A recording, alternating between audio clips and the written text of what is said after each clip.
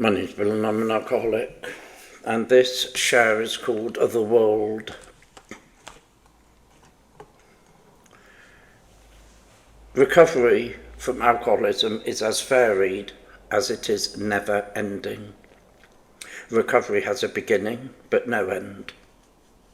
If you think I got sober by stopping drinking, you're wrong.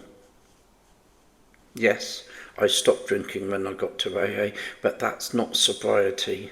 That's just me not drinking.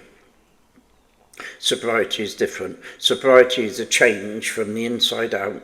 It's a change in my motives.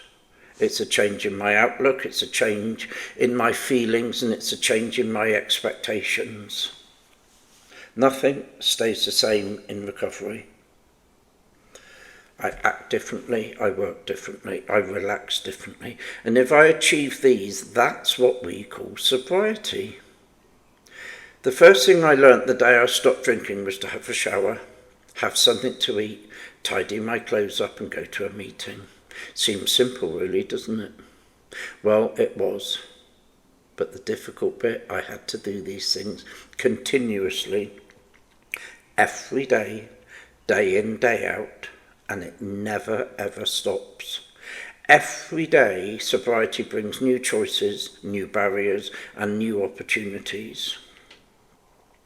Recovery from any addiction is about changing everything that I once knew.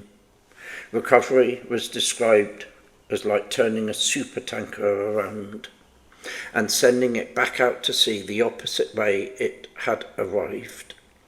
And that's a pretty good description of the past 25 years of staying sober. This 12-step recovery program of Alcoholics Anonymous helps to reverse the thrust of all I previously knew in my life. In other words, to turn my life around.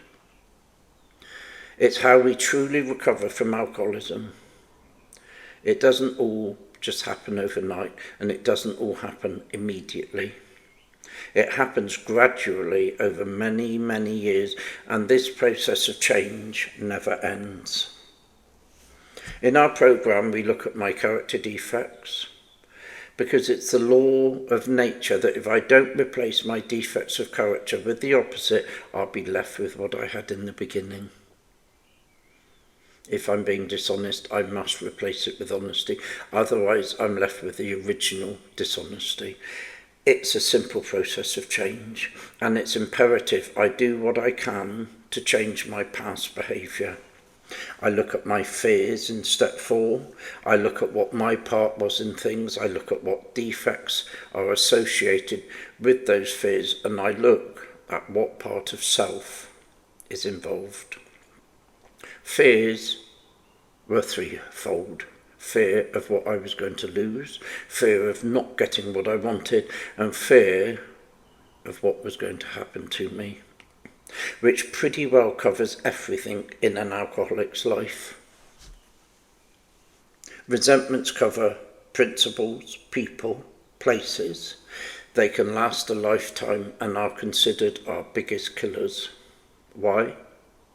Because they arise out of how people treat me, how they deal with me, and how I feel rejected. And they arise from humiliation, from criticism, and from confrontation. Self-condemnation is something that however low I feel, there's always a little bit lower to go, until eventually there seems absolutely no way out.